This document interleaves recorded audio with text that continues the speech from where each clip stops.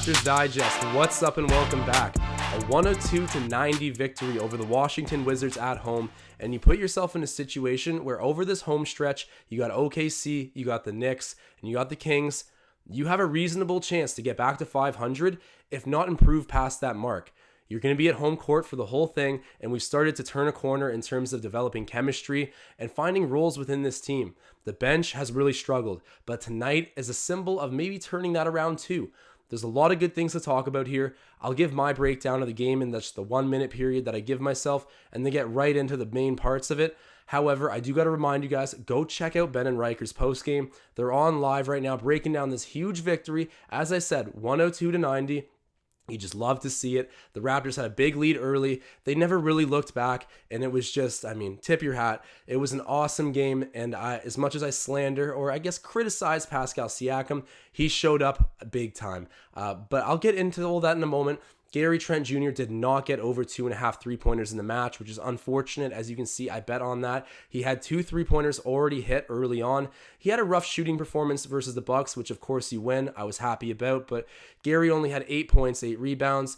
A lot of rebounds for him, but not the typical scoring line you see. He's in a mini slump. I'm not worried about him, but misses the bet that I placed on him tonight. And then Scotty Barnes, he picked up a block early, so we were on statistically pace to hit that too, but it doesn't end up happening. He played a great defensive game, which that's a tough thing about betting defensive stats is, of course, you can make money and hit those, but a player could really play the perfect defensive game and end up with no blocks or steals, right? It happens. And tonight was one of those nights for Scotty Barnes where he plays great, but I don't get that part of my bet. We're still net positive. Always check out Twitter beforehand to see my bets. I always put them out. I released mine a little bit late today, but I can assure you that come game time, there'll be something up there for you guys to ride if you'd like to, and I appreciate everybody tuning into the live stream. But without further ado, I'm going to get into my minute recap of what I saw out there in this nice little victory. So as I said, I believe you hold them to almost under 40 points in the first half completely.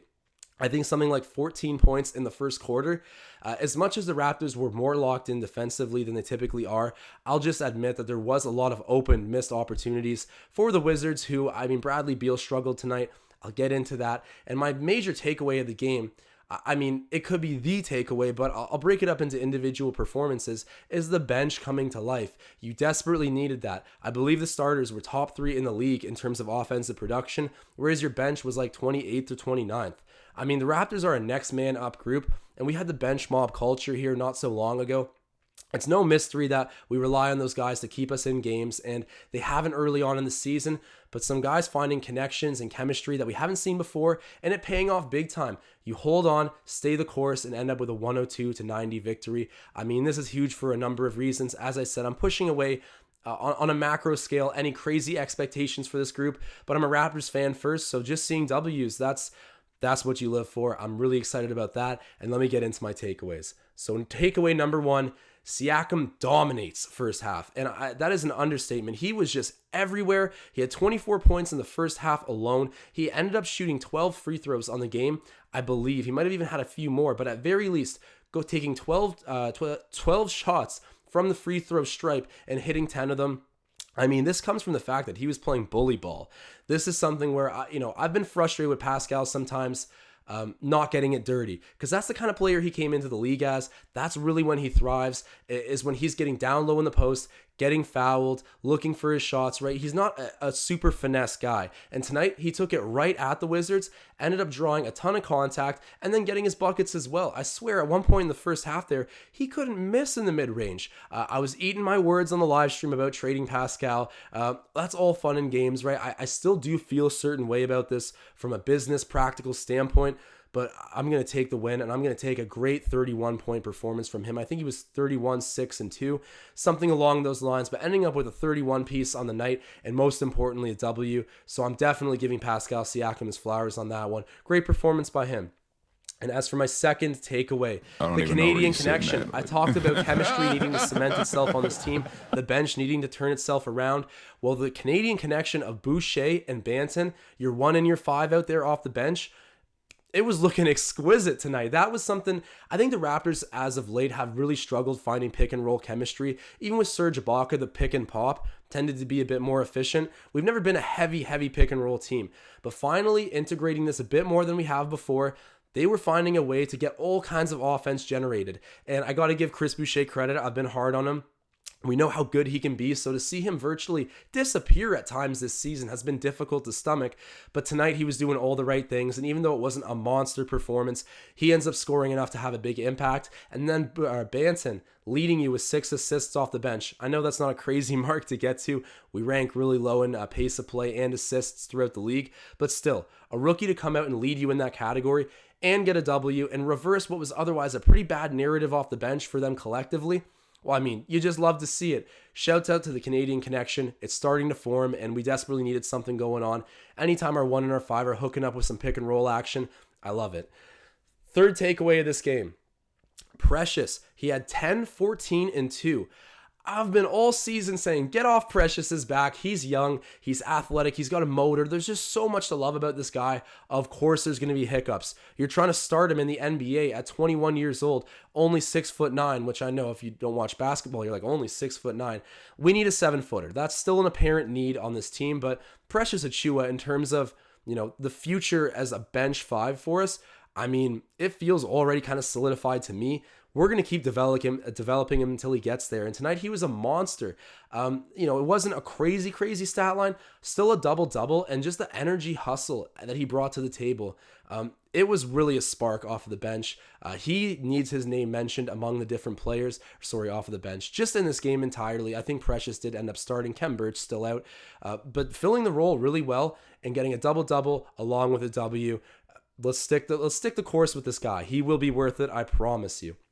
And then for my fourth takeaway, that's wrong animation. Fourth takeaway, Yuta Watanabe coming back is big. 17 minutes, he was 7-2-1, pretty efficient, and he committed 0 turnovers and 0 personal fouls. So at no point did he really hurt this team, and he just energized our defense and got some timely baskets, at least 2 3-pointers. I don't know exactly how efficient he was, but I looked at the line a moment ago. He definitely did a great job with the opportunities he was given. He wasn't forcing any looks. He just took open looks, knocked them down, and did his job on the back end. I mean, there's so many people in this fan base who go crazy for Yuta Watanabe, and deservingly so. He's a great personality. He's got all of Japan behind him. There's a ton of reasons to love Yuta, but I've always just been kind of, he's a role player. I like him, but performances like this, I think I'm drinking the Kool-Aid now, guys. I love Yuta Watanabe. He's going to be a big part of reversing the narrative on our bench this season, and we saw it firsthand tonight, outscoring the Wizards bench big time. And even though he only chips in 7 points, he does a bunch of different things, and he's very efficient without hurting us whatsoever. I mean, give Yuta Watanabe his flowers. I'm happy to see him back and doing well. And then for my last takeaway of the game, guys, we played good against Bradley Beal. We gave the star treatment that typically we've been known to do. Guys like Neto and as well as KCP, they had really good nights, chipped in at different times, but we had a nothing easy mentality, and it really showed on the court. And that's the way we've been before. If we're going to let role players beat us, then so be it. If a role player wants to drop 30 and another drop 20, then, we'll live and die by that road, but we're not going to let all-stars, superstars beat us. And we got back to that mantra tonight. Yes, there was an element of luck because, in my opinion, the Wizards were missing some pretty open shots at times, but the nothing easy mentality that we went into this game with, it made it so that, we continued to build on momentum and capitalize on their mistakes. And the more you're up in their face, Scotty Barnes was meeting Bradley Beal at half for most of the second half of this game. He picked him up right there and play hard defense. Just everyone wanting the challenge, Scotty especially. Great team defense, and we're getting back to that reputation of giving stars off nights, which is just a recipe for success in the NBA where guys can really take over and do their thing. Overall, what an awesome game. If you guys haven't heard what Ben and Riker have to say about it, you got to go check that out. I'm sure they're completely thrilled, as well as the rest of the community who's going to be on live with them. So it's must-see content. Go scope it out. As I've said earlier, I will be dropping more bets on Twitter pre-game. Unfortunately, I got these out kind of late. We still have OG and Anunoby and Kem out. So for that reason, they've been kind of spotty about when the lines get posted because maybe there was rumors of one of them coming back. I think Kem will definitely be back before Anunoby will. But either way, there will be bets posted there before the game, so definitely check it out. Bet responsibly. We didn't hit tonight, but we're still positive. I promise you, we are. And thank you guys so much for making these live streams a ton of fun, as well as watching this video, my 5 takeaways. Drop a like, comment, Subscribe if you haven't already. Everything is so appreciated. And guys, I'm looking forward to seeing you against OKC on Wednesday when we match up with them. I'm signing off.